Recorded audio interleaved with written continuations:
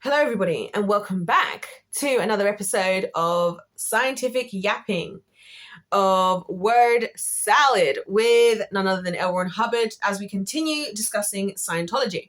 So we finished off in the previous video. If you guys don't know what I'm talking about, check out the Scientology playlist, which hopefully I'll remember to put in the description box. If not, you can find on my channel, where we are going through this book, The Evolution of a Science, Dianetics by L. Ron Hubbard of Scientology. And you might be wondering why I'm bothering to read this and why I'm reading it in the manner that I am, is because one of the things we do on this channel, if this is the first time that you're here, is I like to critique everything in its own field, in its own way. So L. Ron Hubbard claims that he has this belief system is a religion of religions, right? It's not none of this airy fairy stuff that other people are believing in, but this is scientific. So I'm curious to see what he's written in here. Of course, one of you guys sent this book to me, which I'm truly grateful for you guys. You're amazing. You should subscribe if you want to join this the literal best team in all of the world right now.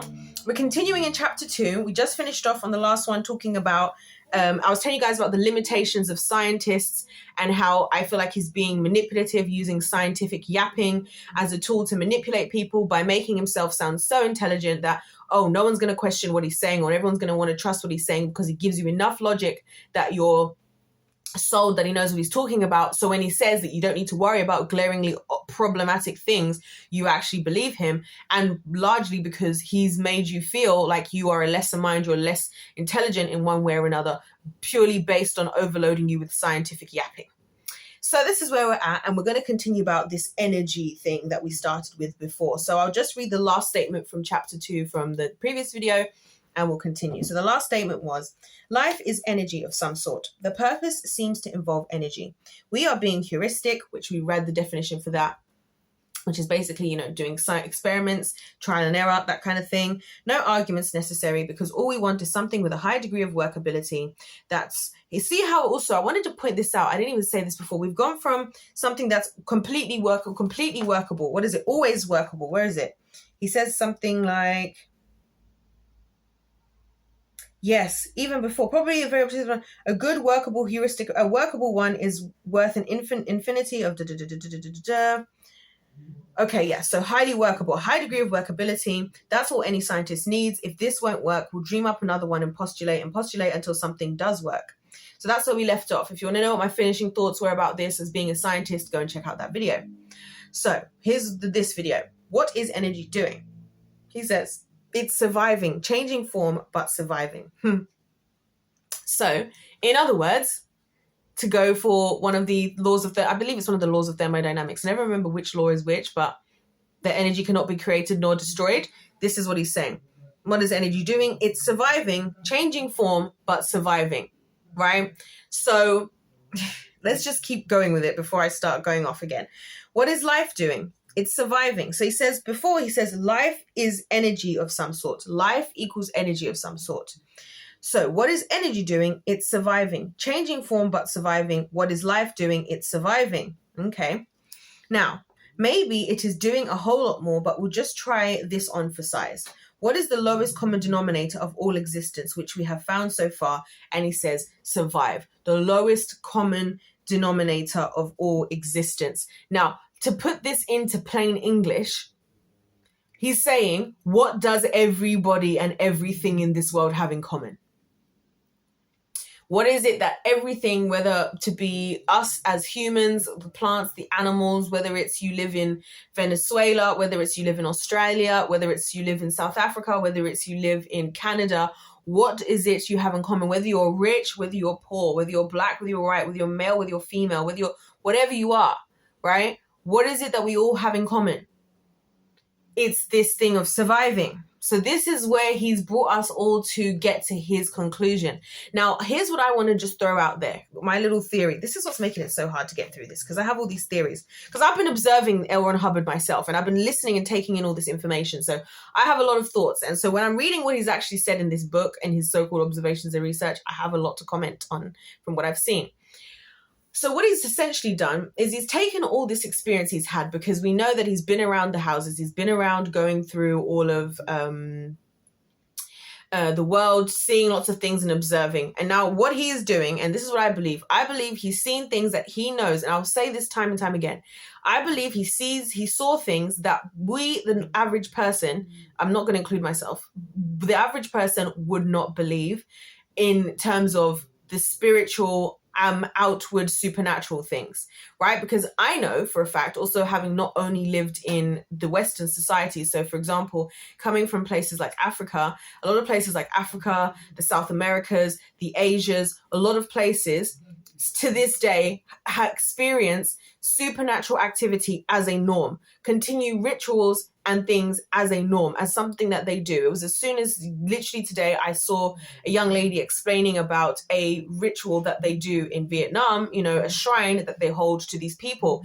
All of these things are to do with the supernatural stuff that people believe in. And so what I believe is L. Ron Hubbard came from the background of the Western society, because this is what I think happens with a lot of people who come out from the West, who have been in the West and then go to these other countries where this stuff is normal. They see some stuff that goes outside of the understanding and the calculations and explanations of modern Western science, and they have to find a way to be able to implement and or manipulate people for whatever reasons that they have back in the West with that information, but they have to have a way to explain it in a way that people are actually going to listen, which I get it, because it's kind of similar to what I feel like I know what it's like to see a lot of these things around the world, like I said, supernaturally. But obviously if I'm going to try and talk about this on YouTube to a predominantly Western audience, people don't believe in this stuff. People think a lot of this stuff didn't ever happen and isn't real and is from the past and was just made up and was whatever. So what he's done here very intelligently, I've got to give it to him in terms of his intelligence, is he said, I'm going to explain all of this stuff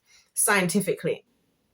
He's saying everything I've seen, whatever it is, I'm not going to necessarily tell you what it is, but what I am going to tell you, because notice how he keeps throwing in here and there different things to do with supernatural things. He was talking about the voodoo, he was talking about the faith healing, he's talking about, what does he just say just now? He said something else. I can't even remember what it was. There was another example he just gave, the demons, right? He keeps talking about the human soul. He's talking about all these things that cannot be completely quantifiable. So he's saying he's seen this stuff. It's given him a sign that there's something, but none of it in and of itself on its own. He's acknowledging that on its own, it's not enough, because he knows who he's talking to when he's talking to a Western audience that's not going to believe what he's talking about exactly. Right. And he knows that he has to find a scientific way to prove it, because as humans, one of the things that we agree with is that science, in facts and numbers, what is the safe option, and believing in anything that is supernatural is either untrustworthy or crazy.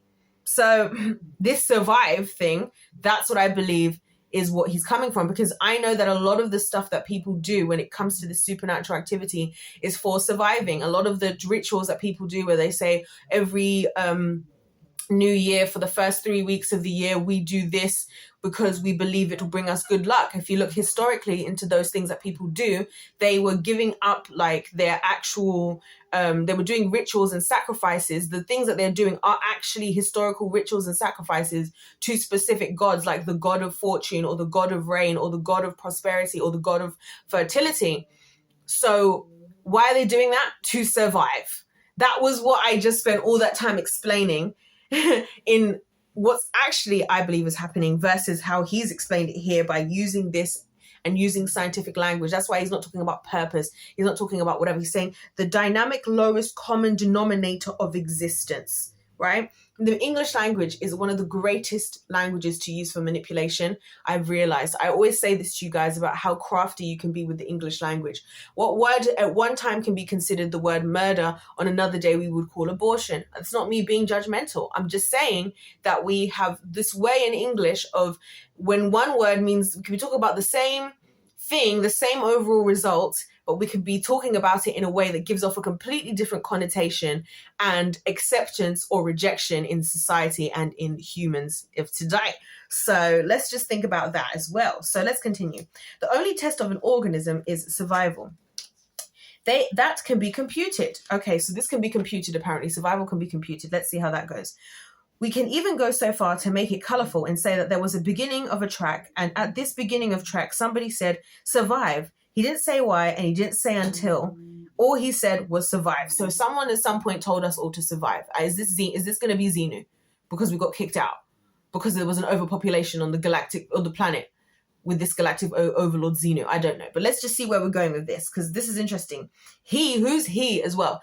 Again, I just want to keep reiterating, and I will keep hammering in certain points. One of the ones I want to hammer in is how much time he spends going into certain descriptions, and then how quickly he is to say a certain other things, right? So here we've gone through all this explanation to explain the lowest common denominator of existence, life energy. What does that mean? What can we figure out? Blah, blah, blah. And then in just a very short mini paragraph here, we can go as far as to make it colorful and say that there was a beginning of a track. And at this beginning of a track, somebody said survive. He didn't say why, and he didn't say until. All he said was survive. And he says at the beginning, remember again, the crafty use of language here, we can even go as far as to make it colorful. So he's saying, if we wanted to really make it colorful, we don't have to go that far, but I'm still going to say it because it's still going to be in your mind, right? There's this thing, guys, about mental manipulation. I'm going to show you guys exactly what I'm talking about. Right? So I could be talking about healthy eating. I could be like, yeah, if you want to have healthy eating, if I wanted you guys right now, watch this. If I wanted you guys right now to, if I wanted to manipulate you into eating the wrong food, I can manipulate you into eating the wrong food by telling you to eat the right food, or by manipulating you to do one thing by not doing the other. So for example, I could say to you like, if you want to be healthy, obviously everything I'm about to say is just made up, by the way, guys. This is not actual, nutrition advice, but you'll get the gist of what I'm trying to say. I could be talking to you guys about what to eat, blah, blah, blah, blah, blah, blah, blah, blah. And then I can say, yeah, and you should have this, and you should have, the classic, like, gym bro diet of rice, chicken, and broccoli, right? But if you want to have a burger, like a really nice, juicy, delicious burger with, like, some onion rings and some bacon and some cheese and some relish, if you like relish, or maybe some burger sauce, and wash that down with a nice ice cold Coke, you should be able to do that as well. Do you see what I'm doing here? So, but you shouldn't really do that because it's not really good for you. But you can if you want to, those are the nice things in life. Realistically, we should just be focusing on the rice and the broccoli and the chicken, because the rice and the broccoli and the chicken are the things that are going to make you feel better in life. They're the things that are going to keep you healthy, not the delicious, juicy burger that do you see what's going on here? Like, I'm telling you one thing, but I'm also painting the picture of something else. That's putting a picture in your brain that your brain is taking in. Your subconscious mind is going to take in the idea of this burger, and you're already going to be thinking things like whether you agree with the fact that there should be onion rings, or like, how did you forget to say that there needs to be fresh tomatoes on there, or I like to have my burger with mustard, it better be a brioche bun, whatever is the thoughts going through your brain.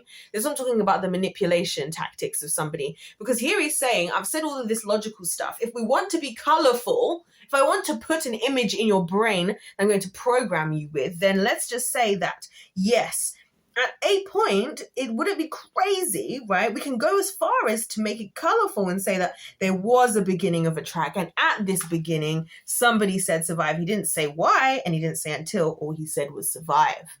So that's like the little pin in the back of your mind. It's a little pin in the back of your mind, because that's how he knows how powerful, him more than a lot of people understands how powerful our brains are, because he just told us about that in the whole freaking first chapter. He knows that any information that's coming into your mind is going to stick in there. He just knows that with the climate that we live in, how we are as humans, and our pride that we have and our attitude, he just has to make sure that we can't hold him accountable for the certain things that he cannot definitively, quantitatively explain and show. So instead, he just throws it out there as a manipulation tactic, because then you can't blame him. In the same way, I could turn around with the example I just gave and say, well, I told you that if you go and say, well, I watched your video and I decided that I wanted to have a burger, or you might even be ordering a burger right now, for goodness sake, how many times I've said burger, but I'm going to turn around and gaslight you and be like, but I said that wasn't the best choice. I said that maybe once in a while you should have that. What I actually said is that you should have the rice and the chicken and the broccoli.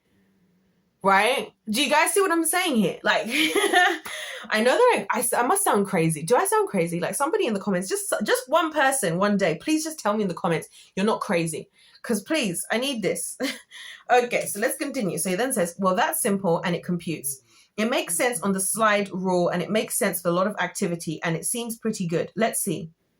The brain was a computer director evolved on the same principles and on the same plan as the cells, and by cells is composed of cells. The brain resolved problems relating to survival, asked itself one question, questions about survival acted upon its own best conceived but personally viewpointed plan for survival. So basically what he's saying is that, I get it. The lowest common denominator, the thing that we all have in common is that we're all trying to survive, and that whatever the information that we have at the time, or is specifically referring to our brains, whatever we can use, however our brain takes in all that information, computes it through itself to figure out what is the best plan for survival for this situation with this data that we're taking in as the human. Remember, he also talked about like the tone, audio, color, visio, all that type of stuff, like the senses and all the information the brain is taking in, if you guys remember that.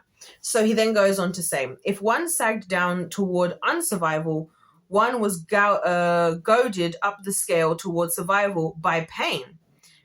One was lured ahead by pleasure into survival. There was a graduated scale with one in death and the other in immortality. The brain thought in terms of differences, similarities, and identities, and all its problems were resolved on these lines, and all these problems and all these activities were strictly and solely survival motivated. So he's saying that even in pain, the fact is that if you take yourself down the route of unsurvival, so down the road of unsurvival is if you accidentally if you decide to put your hand in a fire, you can feel the pain. The fact that you put your hand in the fire makes you feel the pain. The pain is the signal to your brain that in order for you to survive, it's not good to put your hand in fire. Do you see what I'm saying? This is what he's saying here. The basic command data on which the body and brain operate was survive. That was all. Nothing fell outside this. It was postulated to see if it worked. That was in 1938 after several years of study. The axioms began with survive. Again, this is so unscientific. Who said where, and where's the data? Where is the data? He's just saying nothing. He says the basic command on which the body and brain operated was survive. That was all. Nothing fell outside this. Nothing fell outside this. How do we know that? Where is that information? Where can we read that information? Where is that being referenced? He then says it was postulated to see if it worked. That was in 1938 after several years of study. What study? Studying what? What exactly was asked? What was the hypothesis? What was the group of people that you did it with? What exactly did you measure? What were the calculations? And what was the data that came out on the other side? And what were the correlations that you met? Saying survive is a vague term. And like I've said to you guys before, L. Ron Hubbard is a genius at using vague language when it suits him. And you ask him if he's in a religion. Oh, it's a religion of religions. What's good and bad? Oh, good and bad to us is the same as what good and bad is to everybody, right? And yet, when he's talking about the optimum machine, we can spend a whole chapter of this book of him explaining what the optimum machine, the brain being. So how come 1 minute we're just saying these vague, random, offhanded comments of like these years of study, what study, who study, where, and what are your references? Even today, have you guys noticed, even today on YouTube, people will expect a YouTuber commenting on stuff going on with even celebrities and stuff like I talk about on this channel, to the very least have like reference where they got this information from.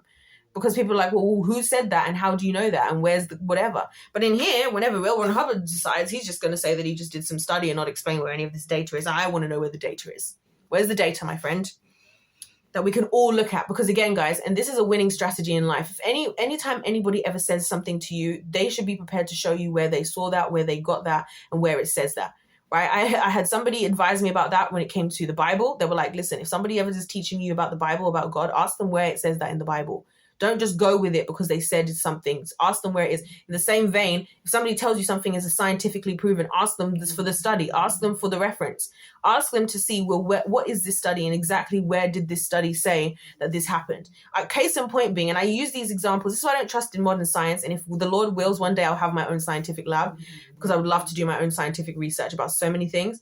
One of these guys pointed out the other day, how this guy had made like a TikTok or like a YouTube short basically saying how he compared the weight gain or loss of people who had like drank only water, drank only full fat milk, drank only soda and drank only diet soda. And that there was like, for the person who had water, they like lost 2 kilos. The people who had milk had gained like 1.5. The people who had soda gained 10 kilos. The people who had diet soda gained like 4 kilos, whatever it was.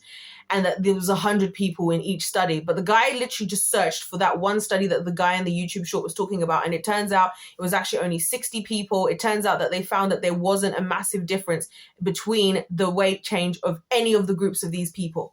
There were 60, I think, in each group, and there wasn't a big change. There was a slight increase for people who had sodas, but it was not anything from like this 10 kilos versus 1.5 kilos. But obviously people just ran off with it because this guy just was saying that this is what he was saying. And people were like, oh, wow, there was a scientific study. Did you look for the scientific study yourself? Because that's something I noticed when I was slapped in the face doing my own little pathetic scientific research as a science student, right? Well, I shouldn't say it's pathetic, but I was just, I wasn't like a crazy full-blown scientist, right? At that point, I was overwhelmed reading the scientific studies and realizing how much you actually have to look at the literature of the studies, not some random website magazine's study or quotation, but the actual work itself.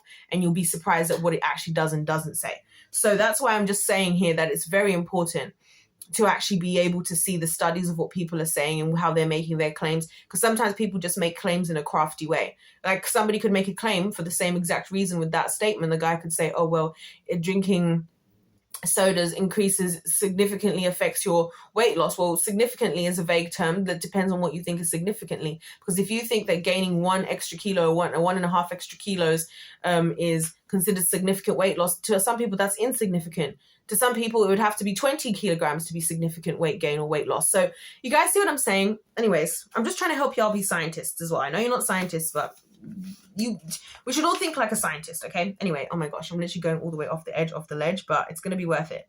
So the axioms began with survive. Survive was the lowest common denominator of all the existence, according to this data that we've never seen. They proceeded through axioms as to what man was doing and how he was doing it. Nice definitions for intelligence, drive, happiness, good, evil, and so forth fell into line. Suicide, laughter, drunkenness, and folly all fell inside this too, as it computed out. Interesting. These computations stood the test of several years. Again, no data quoted here. Who are we talking about? What are we talking about? And then, as you may have heard, came a war. But even wars end. Research was resumed, but now with the added necessity of applying the knowledge gained to the problems of friends who had not survived the war too well. Okay, so now he's including the war in all of this. That's interesting, assuming he's talking about the Second World War. But anyway, a researcher gets out on a rim of the unknown just so far, and the guidebooks run out. In the libraries were thousands and thousands of mental cases neatly recorded, and not one case contained in it the essential data to its solution. These cases might just as well have been written in vanishing ink for all the good they were. Beyond proving conclusively that people manifested strained mental aberrations, they were worthless. How do you go about building a society of thought without being permitted to observe and without having observed data? That's interesting.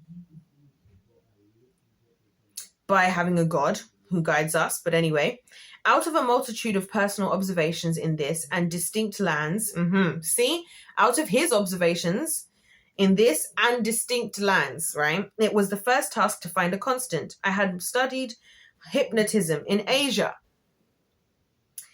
You guys are seeing what I'm talking about. I'm not making stuff up here.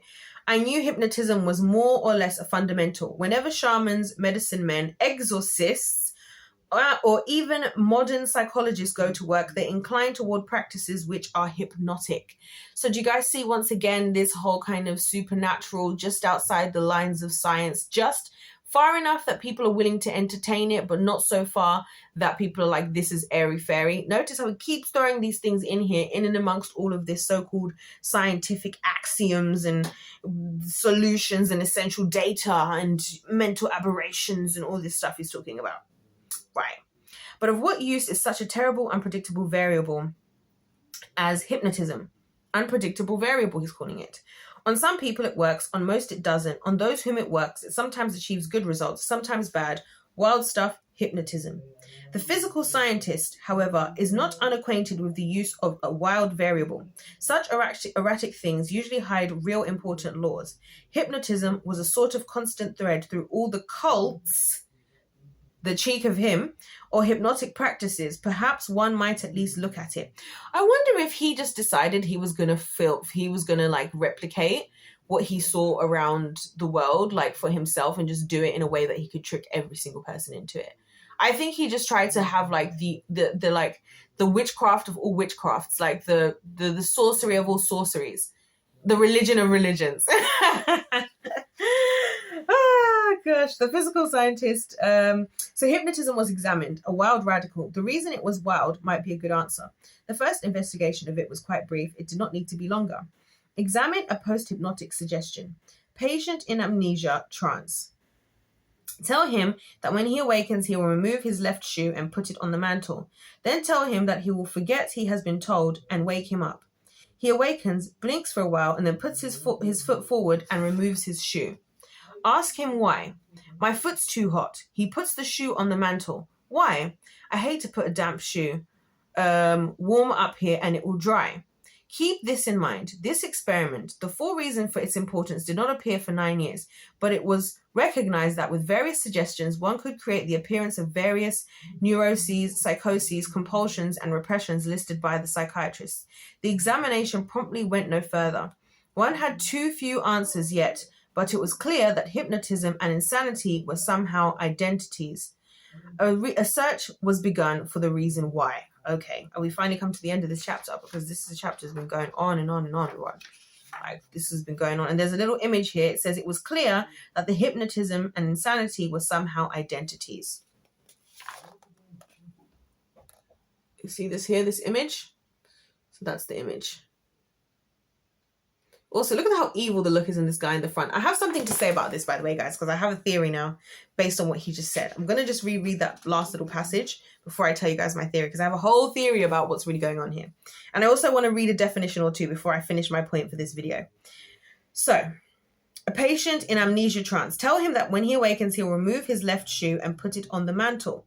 Then tell him that he will forget he has been told and wake him up.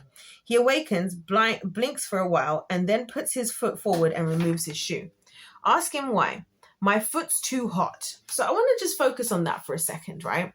This is where, I thank the Lord that I've grown up in different places around the world. So it's not my first rodeo hearing about these types of things. What does where does the hot foot come from? Let's talk about that. Where does this hot foot concept come from, and why is that necessary?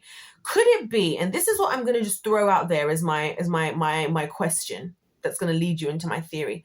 Could it be that there are forces working in order to create these things from happening because people are dabbling in forces that are external from the 3D finite human forces? Could it be that in tapping into what could be seen to some as supernatural entities may be working in conjunction with said hypnotic practitioners in order to facilitate and help manifest the work in which they are doing, since it will help bring those further down the road in which these supernatural beings are already headed. I'm talking about demons. That's what I'm talking about. That's what I'm talking about. Because why is his foot hot? If it was just that he got a direction to do something, surely he would just do it. So to me, it's almost as if something had to cause for the effect to create because the reason why I'm suggesting this, because I know most people would never even question this. They'll just think, oh, wow, it must have happened.